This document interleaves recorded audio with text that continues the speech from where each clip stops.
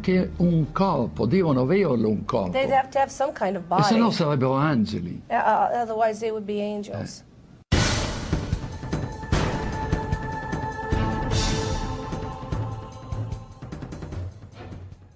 How can countries, one of which actually borders with the United States, be having UFO visitations by the hundreds when other major nations of our world insist that they are not?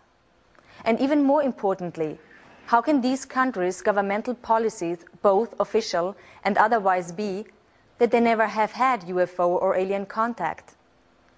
The only logical explanation is in fact that governments are willing to lie. For the past 9 years, I've been researching into the United States government files on what they have on the UFO phenomenon and all sorts of different conspiracies.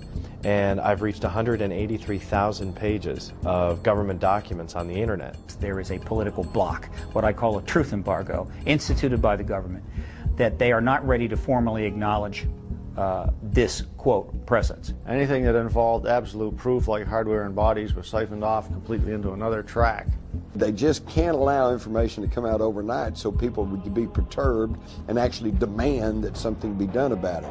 They stonewall it, deny it, lie about it for, 30, 40 years, and then finally just announce it as if it's fact, and everybody goes, yeah, okay.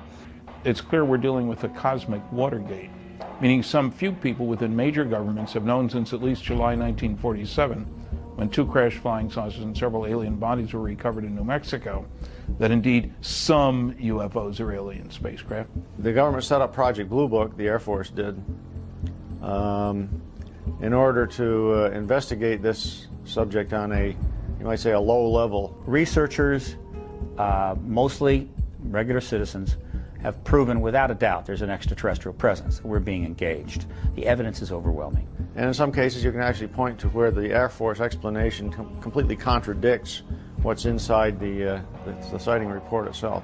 The word UFO is actually a disinformation term that was invented after they knew that they weren't unidentified and they knew they didn't fly. So it's sort of a mind play. When the first evidence of ET visitation and hardware and so on came along, the U.S. government took the attitude that we couldn't release this to the general public because it had extreme implications for defense. We don't want our enemies to know that we've got one because then they might try to get one. To the extent that we might be able to back engineer the technology, we don't want to tell somebody else that we're trying to do such a thing. Gus Grissom, who was probably the person I was closest to, felt that they were spam in a can, that the astronauts were just a public relations campaign for a secret military program that was spending much more. The military space program was getting, was a gleaming jewel compared to the junk that NASA was getting at the time. You can get a certain amount of information out through the large media, but it's very superficial, very brief. That's what we found. The in-depth sort of disclosure of what's really going on, who's behind it, what the agenda is, that is almost always stopped. Or if they try to do it, it gets turned into something ridiculous. I almost hate the term UFOs because they really aren't unidentified to the people that know what's going on, or the researchers too.